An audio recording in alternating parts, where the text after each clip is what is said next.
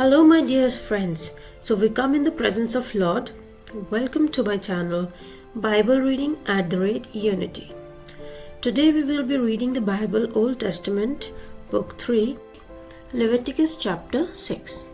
The Lord said to Moses, "If anyone sins and is unfaithful to the Lord by deceiving a neighbor about something entrusted to them or left in their care, or about something stolen, or if they cheat their neighbor, or if they find lost property and lie about it, or if they swear falsely about any such sin that people may commit.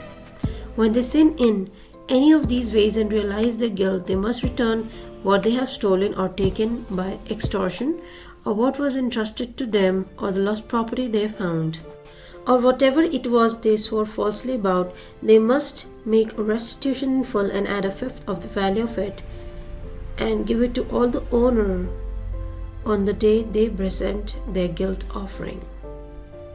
Penalty they must bring to the priest, that is, to the Lord, their guilt offering, a ram from the flock, one without defect and of the proper value. In this way the priest will make atonement for them before the Lord, and they will be forgiven for any of the things they did that made them guilty. The burnt offering. The Lord said to Moses, "Give Aaron and his sons this command. These are the regulations for the burnt offering. The burnt offering is to remain on the altar hearth throughout the night till morning, and fire must be kept burning on the altar.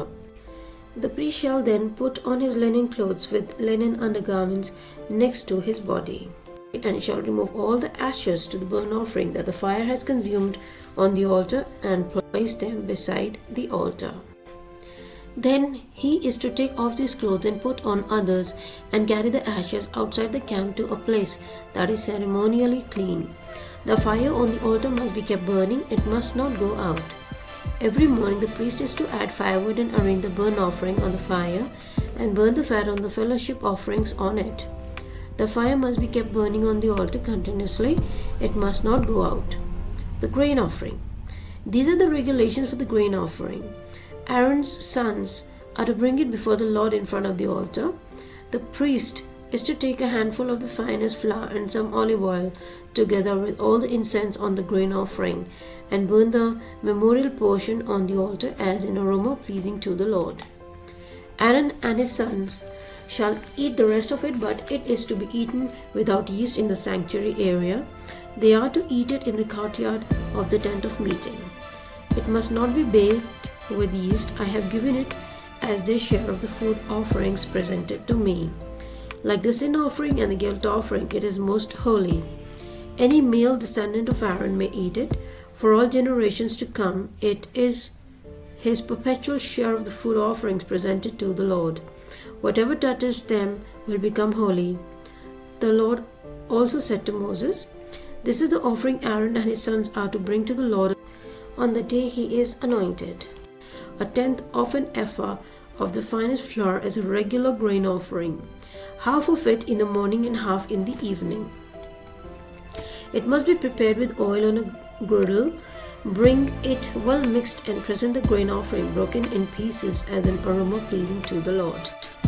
The son who is to succeed him as anointed priest shall prepare it. It is the Lord's perpetual share and is to be burned completely. Every grain offering of a priest shall be burned completely, it must not be eaten." The sin offering. The Lord said to Moses, "Say to Aaron and his sons, these are the regulations for the sin offering. The sin offering is to be slaughtered before the Lord. In the place the burnt offering is slaughtered, it must be holy. The priest who offers it shall eat it.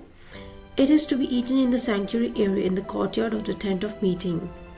Whatever touches any of the flesh will become holy, and then if any of the blood is spattered on a garment, you must wash it in the sanctuary area. The clay pot the meat is cooked in must be broken, but if it is cooked in a bronze pot, the pot is to be sourced and rinsed with water. The male in a priest's family may eat it. It is most holy. But any sin offering whose blood is brought into the tent of the meeting to make atonement in the holy place must not be eaten. It must be burned up." So this is the end of the chapter. We will continue in the next video. In the name of the Father, Son, and the Holy Spirit. God bless you all. Happy listening to the Bible. Kindly like, share and subscribe. Press the bell icon so that you may get notification of the next chapter that is uploaded.